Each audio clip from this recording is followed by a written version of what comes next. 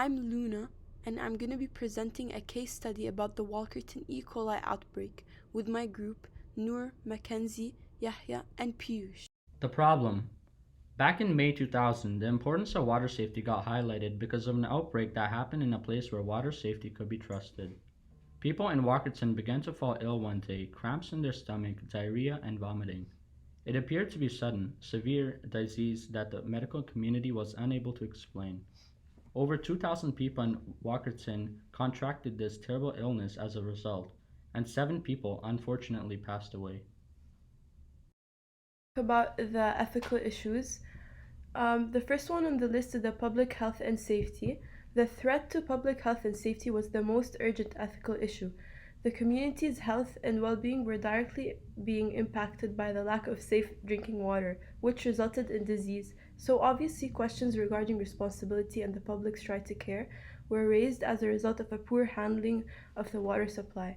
The second one is the long-term consequences, which is obviously about health, as even after this phase ended, people required ongoing medications, psychological trauma, and the need of authorities to offer continuous support. And the last one is the safe and clean water, as it is the basic human right, plus it is essential for public health and well-being.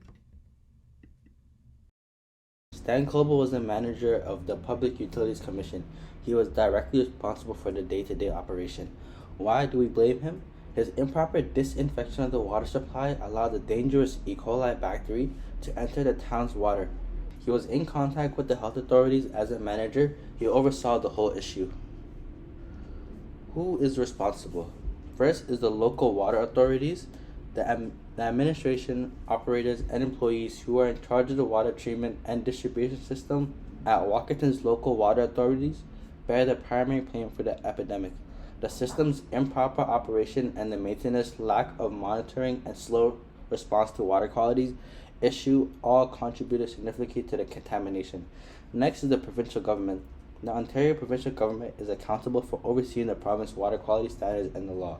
There have been ethical questions about whether or not the government organization have adequately supervised, carried out inspections, and effectively implemented laws to guarantee the security of the water supply. Lastly, the individual responsible for falsifying the records. 2 people who work for the neighborhood's water authorities, Stan and Frank Coble, were held criminally liable for fabricating data pertaining to water qualities. They were prosecuted in a court of law for their acts, which had a direct impact on the outbreak. I'm going to talk about how it could have been avoided. First, protection. Protecting bodies of water like lakes and rivers nearby from contamination and implementing buffer zones, which for example means restricting certain pesticides and fertilizers near bodies of water. Secondly, sanitation and hygiene. Always ensure that there is proper sanitation and hygiene in communities, which means keeping up to date and maintaining sanitation systems to do with human waste and sewage water treatment systems. Lastly, monitoring and testing.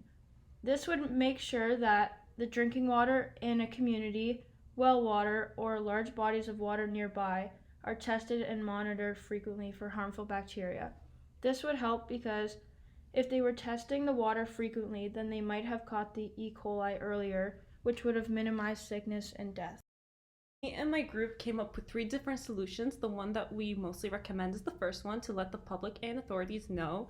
This is the best solution as no one will get hurt by the solution. The public will know and they will avoid drinking this water, and the authorities will do the best they can to protect the public and help everyone out and make sure to provide clean water as soon as possible. The second one is just to let the authorities know.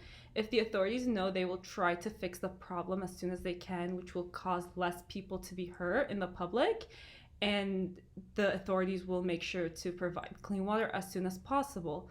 And lastly, the one we don't recommend is trying to solve the problem single-handedly. The reason we don't recommend this is that it can go in many ways. We could be trying to solve the problem ourselves, but ending up with bigger problems due to not letting the authorities know. Also, the public and the authorities will be hurt because of this problem. We can conclude that the Walkerton E. coli outbreak case study serves as a sobering reminder of the negative effects of carelessness in water management and public health.